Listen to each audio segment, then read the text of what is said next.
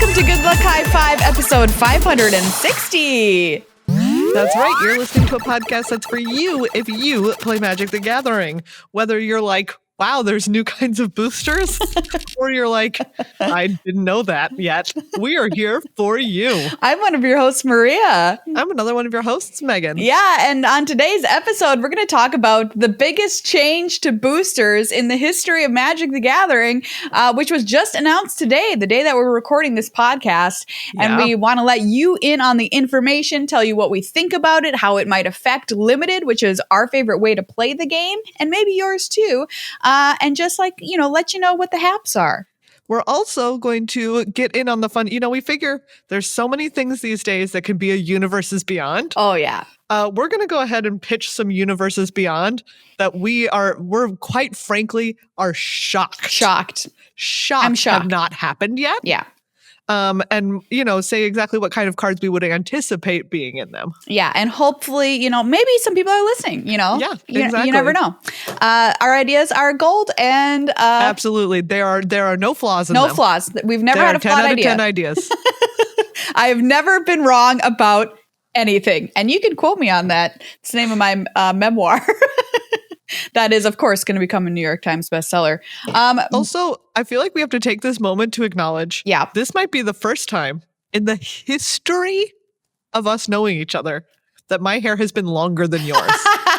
I legitimately think that. No way. My hair has been this short before. It has. But I think that mine has possibly been shorter at that time. Oh, was it? Okay. Yeah.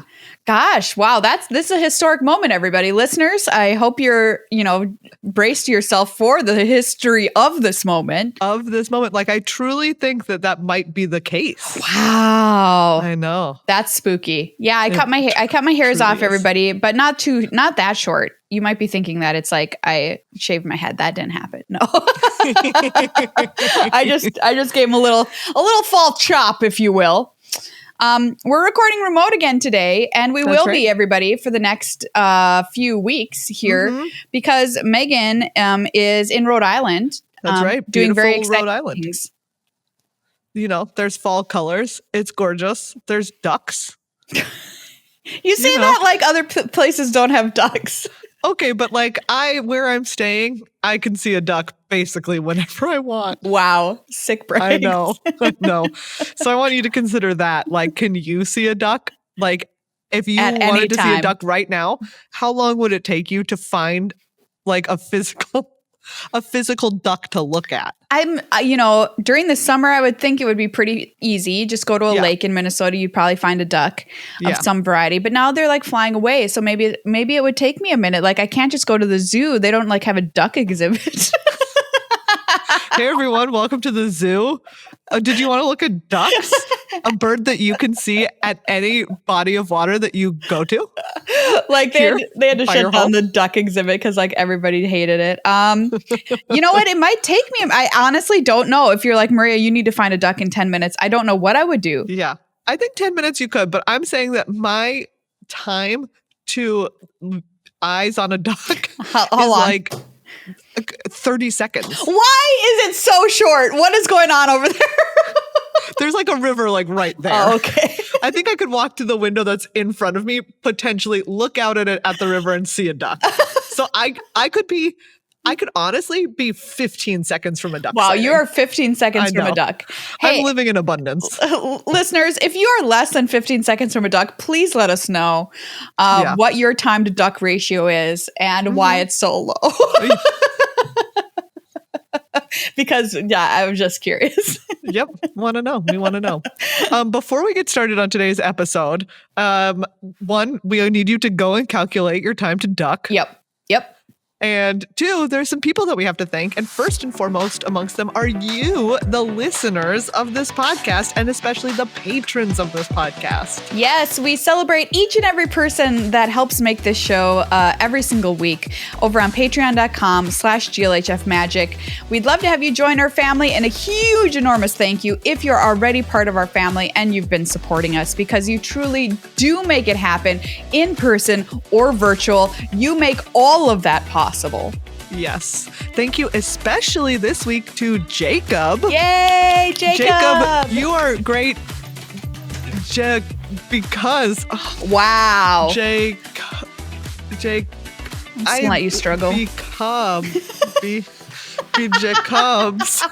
I thought in my head, I swore this worked. Like I thought that it was working until I said it and realized that it was not working. You know what? I'm gonna say we're on Team Jacob for you joining our Patreon. How about that? But where's the pun? Well, it's not a pun. It's just a Twilight reference. Oh, okay. Oh, all right. We are hashtag Team Jacob. Oh, yeah. If you want a shout out as glorious as that, please become a new patron before we record our next episode, and you will have a pun or a Twilight reference, one of the two. We think you're great just because. Nope.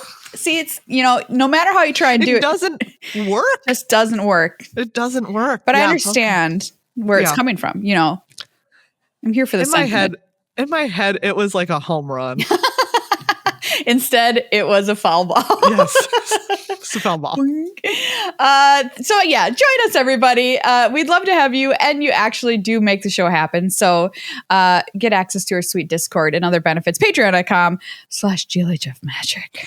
Oh man, foul ball story. Oh, I did not know until obvious. I'm sure many people were introduced to the story via the bear, where it is referenced about like the World Series where like the Cubs were playing in the World Series and like the other team, one of the player like hit a foul ball that was the guy was gonna catch, like the guy out in the outfield was gonna catch, but like a guy in the stands. Oh yes, I've seen this video. Obviously, like reached out to catch it instead, and they like hit gloves, and the guy didn't catch the ball as a result of it. Yeah. Anyways, I didn't know about that until I think like you were saying, as soon as they told the story, I was like, oh, I think I have seen photos of that moment. Yes. But I didn't know the story. Anyways, that's a wild story. So if you think that you can't play professional baseball and that you're just in the stands watching, turns out that you can play if you just reach your arm out at the right moment. You could have an impact on a World Series game.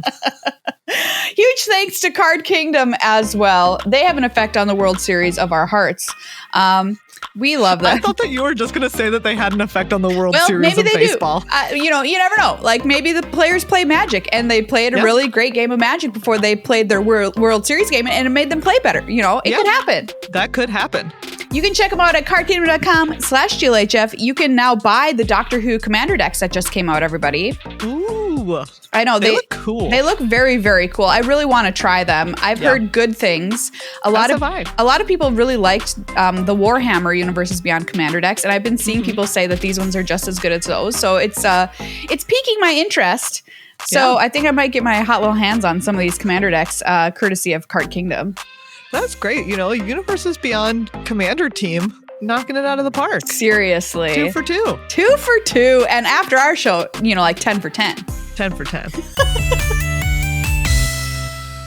All right, everybody. It is time for the randomizer here on Good Luck High Five, where we hit the random button on scryfall.com and try and guess what the card does based on the art alone. What do you think of this image, Megan? I am kind of in love with this art. Yeah, I think it's great.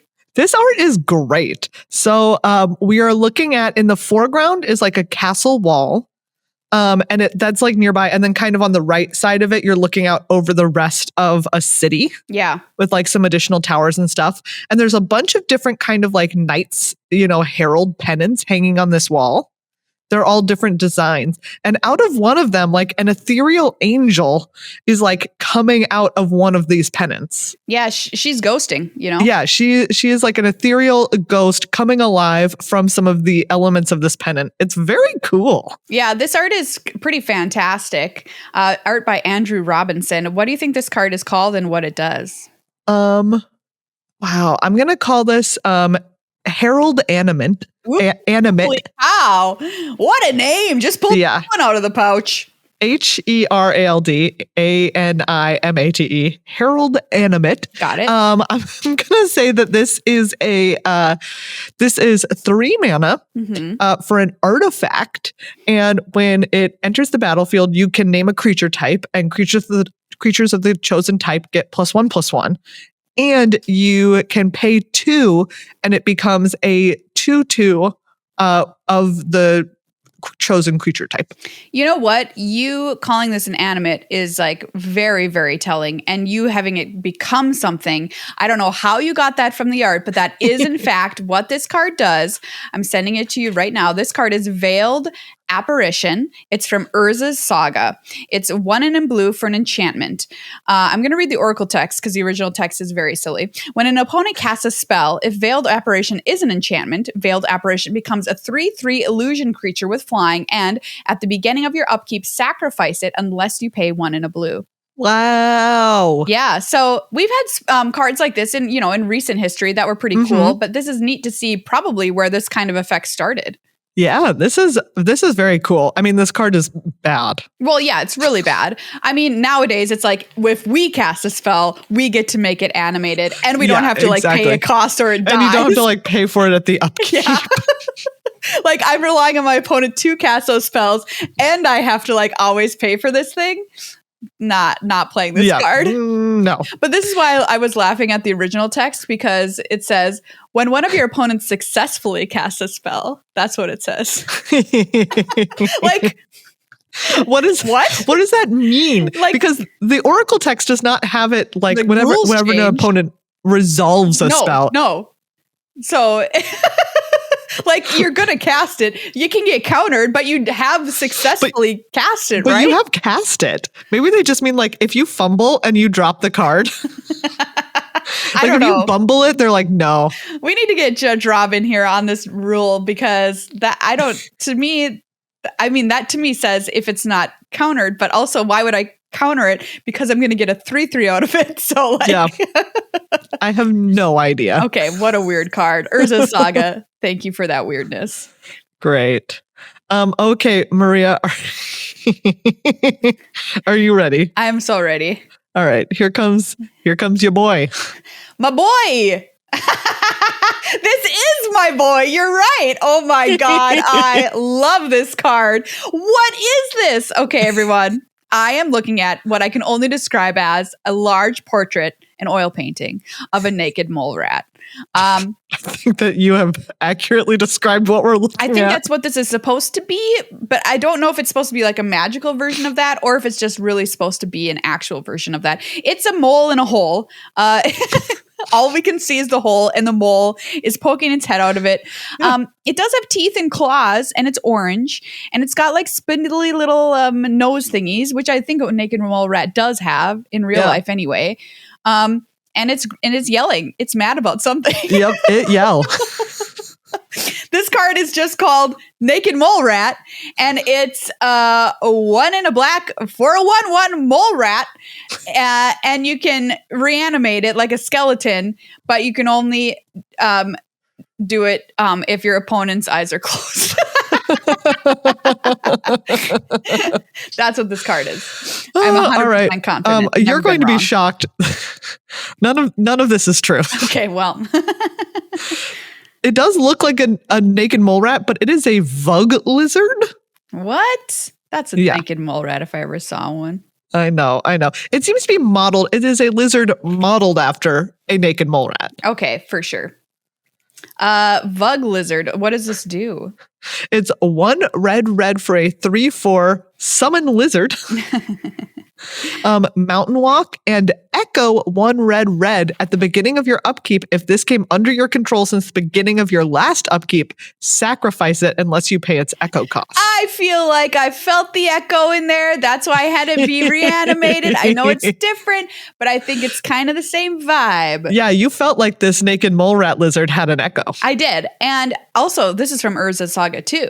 Yeah. So randomly, we both landed on 2 very weird and cool Urza Sagas cards for the randomizer this week. Yeah, very true. This card is quite weird and kind of bad.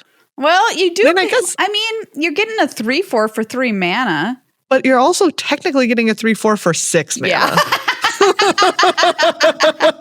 All right, I'm out. Sorry, Bug Lizard.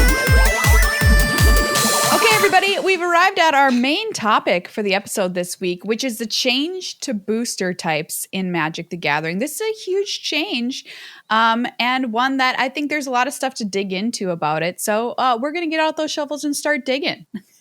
Yeah, man. So in case you didn't hear, what's happening is that they are once again recombining. Once again, we're making a change. Yes, draft and set boosters into one kind of booster called a play booster, starting with Murders at Karlov Manor.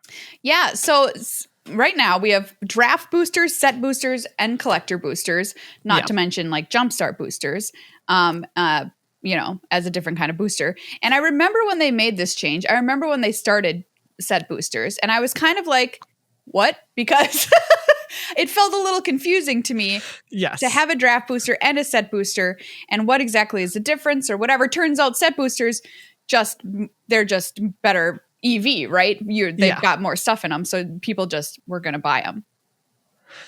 You were also not the only person who was confused. Yes. No, I don't think so. Like, it turns out that also part of the problem is that people never stopped quite being confused about which type of booster they needed or wanted in which situation. Right? I mean, like, because they're pretty close to each other. Set and draft boosters, they're pretty similar, and one is just slightly better than the other one. That is confusing, I think. So I agree with this decision to like move to combine them into a play booster based on the confusion level. I just think that alone is enough reason for there only to be one type. It also turns out, right, that like there were just kind of inventory issues in addition to the fact that like set boosters were selling a bunch and draft boosters kind of felt like they were being shoved off to the side into a corner. It also meant that stores would be like, well, if people are buying more set boosters and we only have enough capital right now to buy one or the other type, we're going to just buy set boosters because that's what people are buying. But it also means that we can't run a draft night now because we didn't buy draft boosters. Right. So it's also just like helpful for stores and inventory management to like make sure that you can both run limited events in your shop, but also you have the type of booster that people are wanting to just come in and buy single or, however many boosters of to open. I do want to acknowledge something here that people are saying, which is true, which is that Wizards of the Coast created their own problem, which they are now solving, right? Because they created set boosters, they did not have to do that at the same time that they created collector boosters, giving themselves 3 boosters and giving themselves a problem, which was that set and draft boosters were too similar, right? And that people were just going to end up buying set boosters because of the greater EV that those boosters had. Yeah. So they created their own problem, and now, which, shuffled draft boosters off to the back, and now they are solving their own problem by deleting draft boosters and only having set boosters. And a lot of the more cynical in the community, or, maybe that's not even fair, but whatever. Some people are saying, hey, they created their own problem, they solved their own problem, and the end result is we now have to pay more for these new play boosters, which are going to be more expensive than traditional draft boosters were. Now, I don't think that the company went in and said, hey, I know what we're going to do, twirled their evil mustache and said, we're going to introduce set boosters and that will cannibalize the market and nobody will take draft boosters anymore. And then we can just get rid of that and make people pay more. Because I don't think that's how companies think, like that far down the road of being evil. Like they could have just introduced play boosters from the get-go is what I think they would have done if they had wanted to. So what I'm saying is I don't think we would have ever gotten away with there not being a change to what we think of as the draft booster.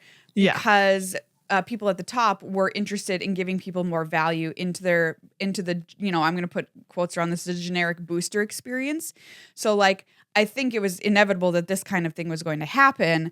And I don't think it was like a nefarious, like we're going to make a problem and then we're going to solve the problem kind of pipeline. I think that's just 3D chess that the companies aren't playing. They're just trying to make a profit and trying to make a better product that more people will want to buy.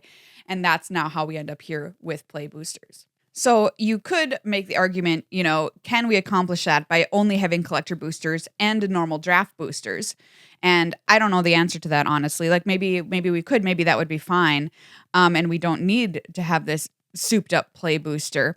But, I'm going to leave that for down the road a little bit until I kind of see how this experience, this new play booster experience affects draft, affects sealed, and make my judgment call, I think, a little bit later then. But I'm rambling now. Talk to me actually about what is in a play booster, Megan. Yeah, so there's going to be, of course, slots 1 through 6, just normal commons. Just your bread and butter. What makes a booster? Exactly. It is commons. There will be at least 6 commons. This can include booster fun commons. And that means like the cards that have special art treatments or whatever, like extended art. And then slot 7 is going to be either another common or a card from the list. And the breakdown of that is like 7/8 of the time it's going to be a common, and 1/8 of the time it'll be a card from the list. Yeah, and this is actually another huge change that's coming along with these play boosters.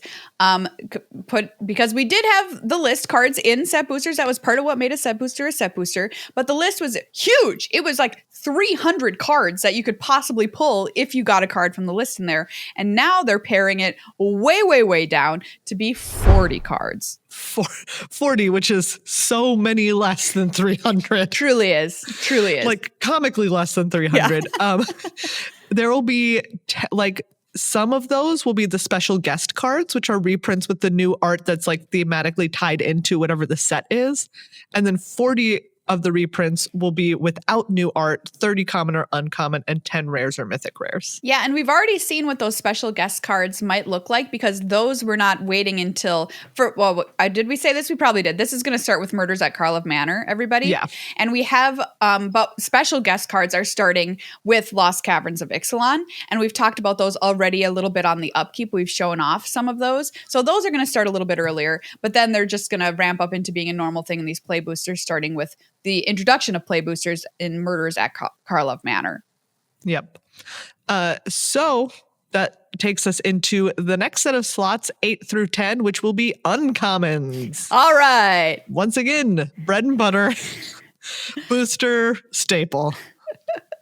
Then slot 11 is going to be your rare or mythic rare. Slot 12 is going to be your land, just like normal. Slot 13 is going to be a non-foil wild card. And what that means is anything from the main set, including booster fun, like extended art or art variants. And this could also be a rare or mythic. Yep.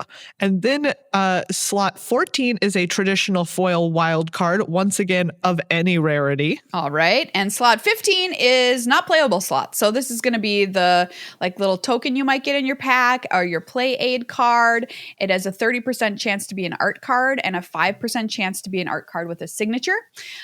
So the more eagle-eared among you, maybe you're saying, oh, that's only 14 playable cards in a pack. That's correct, because normally there's 15. Yeah, so there's obviously some big changes that come with this. One of them, like Maria said, is that there's only going to be 14 playable cards per pack. They feel like they've started to work on mitigating the impact of that in draft by just saying there's just going to be fewer unplayable draft cards. Yeah. Hey, I'm all here for that, because we've all been there, right? You're at the end of the draft and you're passing around these 5 cards that literally nobody's going to put in a deck ever, and they all suck. Yep. So if we can cut down on that feel bad happening, I'm here for that. Yeah. And then they could have up to 4 rares or mythics in each of these play boosters. Yeah, so we talked about how they could be the traditional foil wild card, the non-foil wild card, your normal rare and mythic, and a card from the list. Those could potentially all be rares or mythics. So there is the possibility that you get a pack that has 4 rares in it, or 4 mythics. Yeah. In draft, this is, somewhat mitigated by the fact that you can only take 1 card out of a pack. For now, until Wizards change that on us. So it's sort of like, they're like, do you know what, draft? We think that this is going to be pretty okay. Right? Yeah. It's not going to be a huge change to the power level of draft. However, sealed is obviously a different story, because if you open one booster that has 4 rares in it and you just have 4 rares, That's something. That's something. So that is something. Mark Rosewater wrote about this change on Daily MTG. You can go read his article about it. But he says Play Design has been testing drafts with this new pack in mind, and that they feel like it's going to be fine because of what Meghan said, and because they are now designing with play boosters in mind, meaning that they're going to print more answers for those rares and mythics that you might find more of around the table at lower rarities. So at common or uncommon, you'll have better answers more often in your packs to deal with the potential of having too many rares running around. However, that being said, sealed, I mean, you're opening 6 packs, like... Yeah, that could make a big difference. It could make a big difference. I truly don't know what it's going to mean for sealed, everybody. Yeah. And I mean, I will say, sign me up for a format that has better answers at cheaper rarities. Seriously. Or at lower rarities. I love me a removal heavy draft format. I really don't want us to slip into prints only formats because we have so many rares and mythics running around that they really are too important and they skew the draft and all that kind of thing. So I that's what I hope does not happen. And I'm sure other draft lovers will agree, but I am confident that they're aware of that and they're working to make sure that that kind of thing doesn't happen. Yeah. And when Maria says a Prince draft format, what she means is, there's kind of these like 2 ways that a format can go, which is a Prince format, which just means that it's kind of determined by the bombs that you open. The quality of your deck skews more towards, hey, did you open a good rare? Do you have a Prince in your deck? Do you have a sweet rare? Or formats where it's like, oh, it's more about synergy, or it's more about, did you build a cohesive and good draft strategy? Right, exactly. So yeah, all this to say, I'm not worried about how the draft format will change with the introduction of play boosters. I do have confidence that Wizard says, we're testing this and it seems fine. I'm not going to put 100% confidence in that, right? Because it's a small sample size of people who are going to be testing this.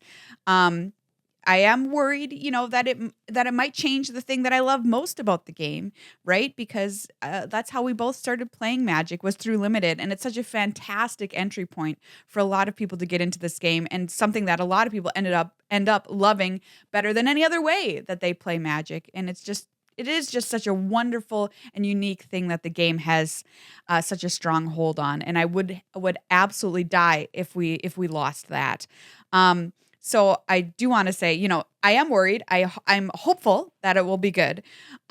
We talked about the possibility of opening 4 rares or mythics, which I admit will be extremely rare to happen in these packs. But I also want to call out the fact that we are losing a common, which is not nothing in draft, right? Commons are the bread and butter of the format. I mentioned how, I personally think it'll be good that we lose less playable cards, that there's less junk going around the table. Some people disagree with that. So I'm going to, hold my final opinion on that until we see what actually happens.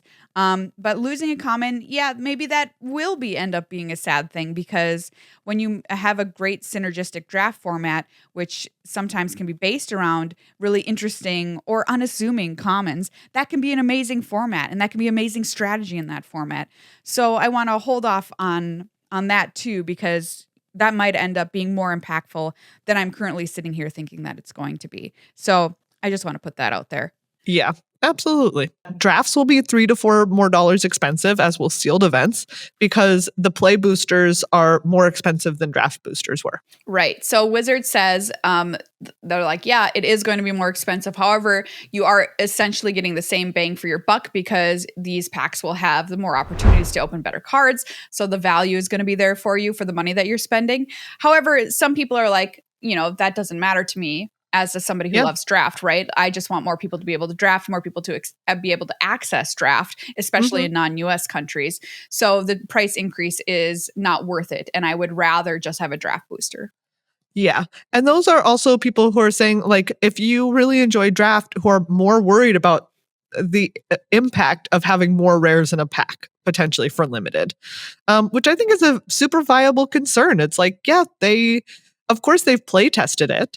But at the end of the day, they are a limited team of people. They don't have an endless supply of people. Limited team of Yes, they are a limited team of people, you might say.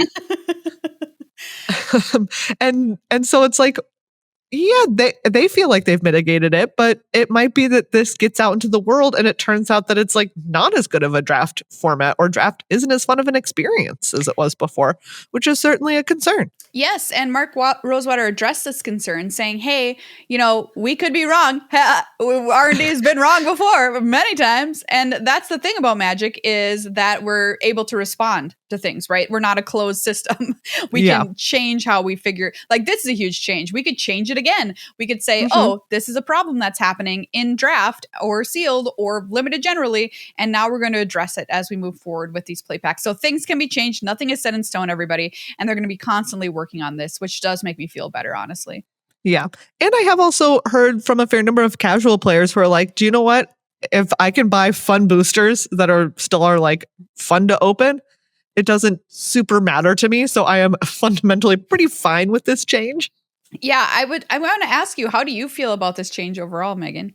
I think, like you, I'm most intrigued by cutting from 15 to 14 cards and like seeing how that plays out, and the increased like potential for rares. I feel like there's part of me that's like, it's going to be okay at the end of the day, right? They have made changes and stuff is generally like, shaken out well enough. but also there's some part of me that's like, what if part of the strange, like, magic of a draft is that it was 15 cards? Like, what if there's something right about the number 15 for draft, Maria? And then that was it. And then we broke it. What if changing away from 15 is what breaks it? I don't know. I mean, this is the biggest change to draft in our magical lifetimes. Yeah, it's a big change. Like, how is it going to play out? I don't think anybody can say one way or the other before we experience it with Murders at Karlov Manor. Like, you can have your opinion, but I don't think you can be right or wrong until we actually do it. You know what I mean? Until we know you're either right or wrong, you can be neither right nor wrong. It's a Schrodinger's cat situation here. Oh, yeah. But the draft format is both alive and dead. Yeah. I would say that, look, I'm of so many minds all at the same time, right? Because I'm thinking of it as a business. I'm Wizards of the Coast, okay? And I have to make this decision. I don't know who made the decision to make set boosters in the first place, because I think that was a bad decision. Sorry when you're listening. But I fundamentally think it's too confusing, right? We just don't know the difference. They're not different enough. I think whoever decided to make collector boosters is a genius. And I think those two people might be the same person. So look, we contain multitudes. But as a business decision, I think you have to do it, right? Set and draft boosters, they're too similar. It's too confusing. And if you have one of your products that is just straight up not selling because another one is eclipsing it, you have to make a change. You can't. I mean, you could argue that you could just go back to draft boosters, but I don't know if that's going to be the decision you're going to make when set boosters are selling way better than your draft boosters, right? So I understand. From the player in me standpoint, the fact that we're going to get different kinds of packs, I don't know. I'm not truly too worried about it because they say they're working on it. They say they're going to balance it. The fact that they will cost more to do a draft does bother me. Inside you, there are two wolves. One invented set boosters and one invented collector boosters. They're the same wolf. They're the same wolf. You might be asking yourself, how is this going to work on Arena? Well, play boosters are going to be the thing on Arena too. The only difference is the cards that show up as part of the 40 card list are going to be different on Arena. Mm-hmm. And I mean, good news, the price of a draft there is not going to change. No, that's going to be the same, everybody. So I guess all of us poorers are going to be drafting on Arena. That's just going to be how it's going to have to work. But they're going to, make their list match up with the Arena formats, just like the paper list is going to match up with what people play in real life. Curious to know what you all think out there in listener land of this change. It's a big change. Let us know in the video comments or on any of our socials or in the Patreon Discord. We'd love to hear from you. Well, everybody, you may have noticed that the Doctor Who pre-cons are now out for Commander lovers out there and fans of Doctor Who. Yeah, I cannot wait to try some of those decks. Like, they look really cool. I've been hearing that they're really fun to play. Yeah, I'm really happy for the team that made the team making the Warhammer decks and the Doctor Who Commander decks. Yeah. Like, what a nice track record. And what a fun project to work on, honestly. Yeah, exactly. I've seen a lot of the cards coming out, and some of them are truly beautiful and really, really cool. So yeah, I'm here for it. But, it's time for us to address the fact that there are some fandoms out there, some wide-ranging, some huge fandoms that we could be potentially, successfully collaborating with. And why aren't we? Why aren't we? And, I've often said that Meghan and I are the tastemakers of Magic the Gathering. And I feel like our taste is second to none. And we've got some ideas for some universes beyond collaborations that we just want to throw out there into the ether and see if they just happen to manifest. Yep, absolutely. All right, Maria, let's kick it off. Let's start biggest idea, best idea first. Okay, great. Why is there not a Star Trek Universes Beyond already? Great question. There should be. Maybe they're working on it. We don't know. Maybe. But a person can only hope, because I would lose my mind over, and I'm in the same way that I know many people lost their minds over Doctor Who. Yes. Secret Lair or Universes Beyond. I would absolutely be over the moon. I think that, this is so smart from so many angles, right? Yes. There's an endless depth of stuff to pull from in the Star Trek universe. It's like infinite, right? You can do whatever you want. 2, the people who like Star Trek are nerds, okay? Are big nerds. Big nerds. They're the kind of nerds that play board games. Exactly. There's nerds that don't play board games, which I would honestly put the Doctor Who fandom into, right? Yeah. But I think the Star Trek fandom is nerds who play board games. They play a lot of board games. Don't ask me why I think that. I just think that it's true. I'm thinking that it's true. I feel like my gut says that's true. I mean, think about it. Star Wars fans, those fans are nerds. Do they feel like the fans that play board games to me? No. Those fans are the Star Trek fans. Yeah. Do you know what? The Star Wars fans, I'm about to alienate so many people. Okay, let's go. Really hope you enjoyed having a listenership, Maria.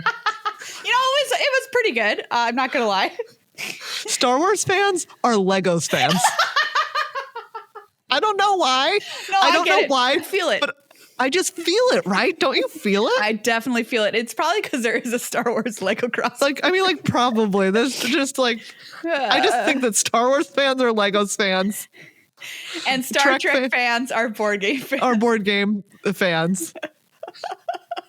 So what we're saying is you have a big market, you've got an endless depth to pull from, and you probably have I don't know, the company that owns Star Trek, I don't even know what it is. Yeah. The IP. I feel like they want to work with you because they're doing a whole bunch of new series and stuff right now. So the more the merrier is what I say. Star Trek is having a resurgence. Lower Decks is great. Absolutely. And is one branch of Trek. And then you also have Strange New Worlds, which is so good. Absolutely. And a completely different kind of Trek. Just do it. Just do it. Okay, so here's what we're going to do. Okay. It's going to be a commander release. So we're going to have 4 new commander decks, and we're going to kick it off with the various series as commander decks. So the original series, you get your own commander deck, and Kirk is your commander. What do you think? Obviously. Pretty good, huh? Kirk is your commander. Yep. You get Space Lincoln. That's a card in that set, Yes. You have Spock in there. The fight card shows the Gorn fight. It's going to be great. Oh my gosh. I would love a fight card that showed the Gorn fight. I mean, I think it would be Throw incredible. Boulder. Then you're going to have your TNG deck, okay? That's your Picard's your commander. Yes. Okay. Great. Then you're going to have your Voyager deck, all right? Janeway's your commander. Great. And then go for it. Then you have your Borg deck. Yeah!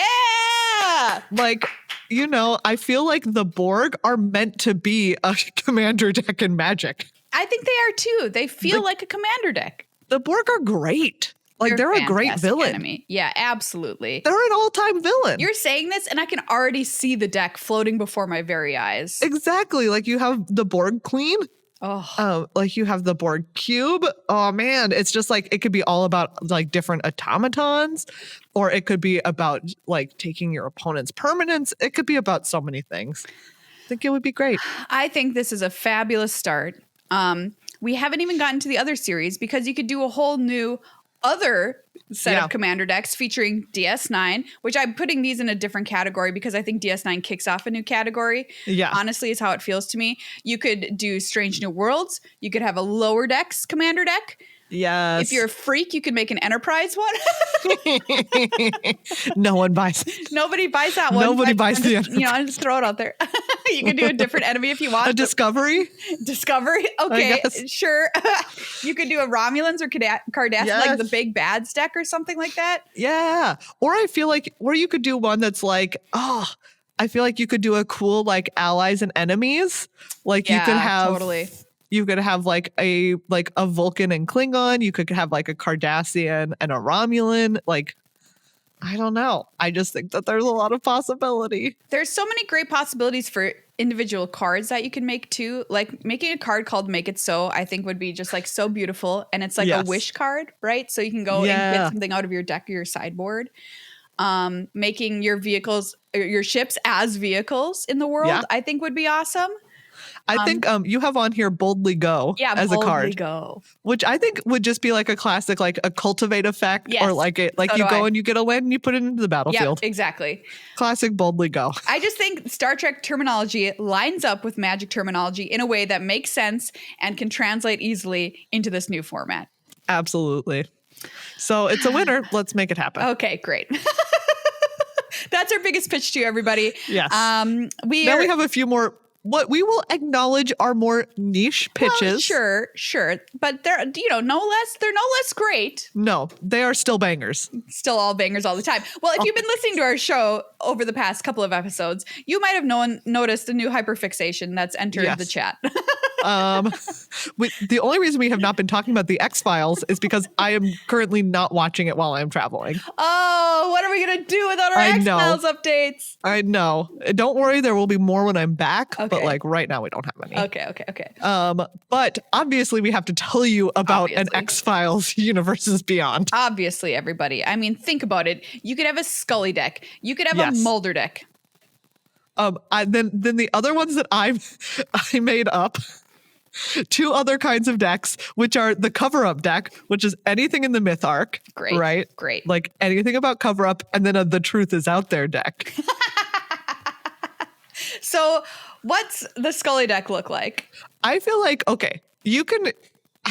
this was just my initial vibes. Go for it. I feel like Scully is Esper. Yes, I agree with you. Is like white, blue, black. Yep. And then Mulder is white, blue, red. Ooh, okay. Why do you pick white, blue, red for Mulder? Because I think that he is like he still is white. He's just guy. Exactly. Like in my mind, he has like that. He is doing what he believes is right. Correct. Right. He's doing this not as a selfish thing. He is like, it is correct for people to know more. And they should be able to have these truths available to them. And I feel like that's also the blue part, right? It's like, oh, he's searching for information. And then red because he's just impulsive. He's impulsive. Sometimes. Yeah. He's impulsive. Absolutely. Yeah, Whereas, I like him as just guy. Exactly. Whereas Scully is like the same, like white, blue, right? She's still doing like the searching for information and believing that it is important to find the truth. But also I feel like sometimes there's like a little bit of black in there that's like a little bit like not sure where her alliances lie sometimes, or like not quite sure who she should be, like giving this information to, or if they're, I just feel like it's a little bit more iffy there. I think this is a great idea for some decks. And I once again feel like X-Files people are from the 90s, which is when Magic was invented. So I feel like you're hitting two nostalgias, one stone. Get those 90s babies back. Exactly. I don't mean 90s babies. I mean 80s babies who watched the X-Files in the 90s. Yeah, in the 90s. Just to be clear. All right, so we've got X-Files. What's next? Moving on to something more contemporary. We obviously need a Fast and Furious Universes Beyond. I feel like it needs... this is the one that of all of these, I'm like, this would be the most unhinged for them to make, but also kind of the least surprising. Yeah. Like, I agree with you because it makes so much sense. So when we were theorizing this, I said, well, it would have to go along with the upcoming set that's called Codename Death Race or whatever. Right? Yes. Which is about vehicles. Like, they showed off a piece of concept art for it, if you remember that has like a vehicle in it, and it's about people racing through planes or something. Yes. I mean, like, yeah. It writes itself. Like, that obviously the same way The same way that Jurassic Park goes with Ixalan, I feel like Fast and Furious goes with Death Race. Absolutely. Like it just must. Okay, we're on board. Everybody's agreeing to this plan. What are you making? Okay. There's one problem. Okay.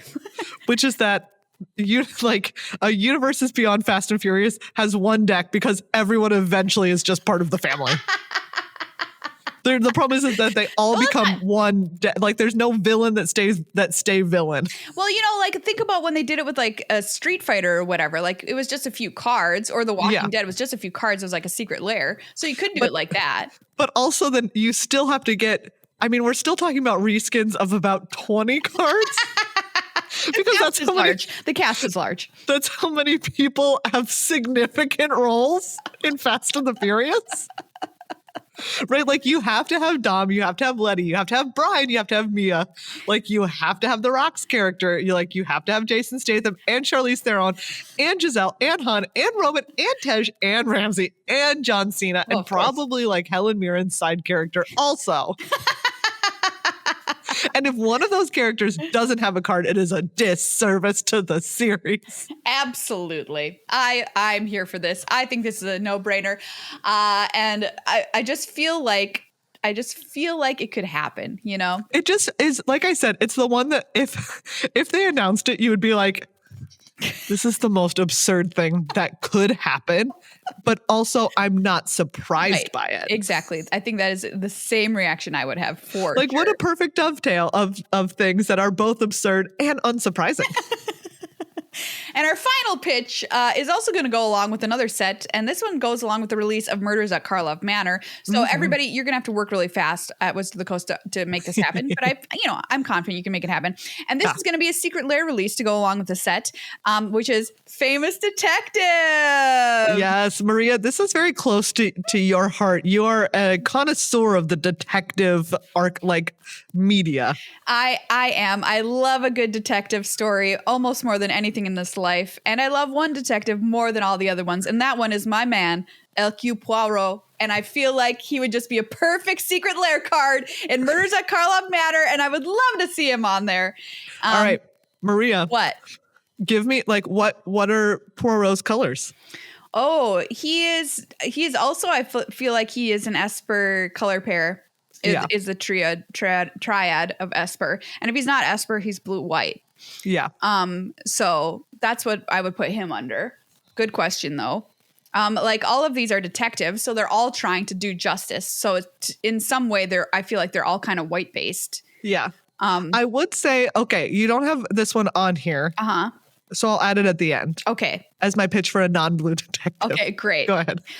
We also have, of course, Lieutenant Columbo is going to be joining us for this Famous Detectives from History. Of course. Columbo gets his hands a little bit dirtier, but, is still trying to do the right thing in the end. Yeah. We've got Jessica Fletcher from Murder, She Wrote is definitely on this list. We also got to put Sherlock on here because he's in the public domain, so we got to use him. And also Famous Detective, get in there. And then you're going to have some special bonus cards, which include Nancy Drew and Benoit Blanc. Yes. We have to put, if someone didn't include Nancy Drew on a list of famous detectives, I would be aghast. I Googled famous detectives for this list just to make sure I wasn't forgetting anybody. And do you know what name was on the list? What? Batman. I was like, I feel kind of complicated about that. I would argue that, to some extent, they're not wrong, right? No. I think especially the most recent one with what's his famous face? What's his Twilight? Yeah, what's his Twilight is especially considered a reboot of Batman, going back to the kind of detective, the PI roots of Batman's vibe. Totally. I was going to say, I feel like Natasha Lyonne's poker face character is a not blue detective. Yeah. I love Poker Face and I love Natasha Lyonne in it. And I feel like that detective is not blue. She's not really. She's detecting, but she doesn't really want to. She just kind of ends up doing it. Yes. So I feel like I get it. Yeah. She's a non-blue detective. So I feel like this is a great other category. You're going to have to get those dresses hot, heat them up because make them happen. It would be so good. It would be a really good secret lair. Wouldn't it be so good? Yes. Anyway, Yeah. So those are pitches, Wizard of the Coast, for some universes beyond. You're welcome. All gold. All gold. Top to bottom. Top to bottom. No non-bangers. So just, call us. Let us know what you think. Fast and Furious. You know that you need a set that has 20 legendary creatures.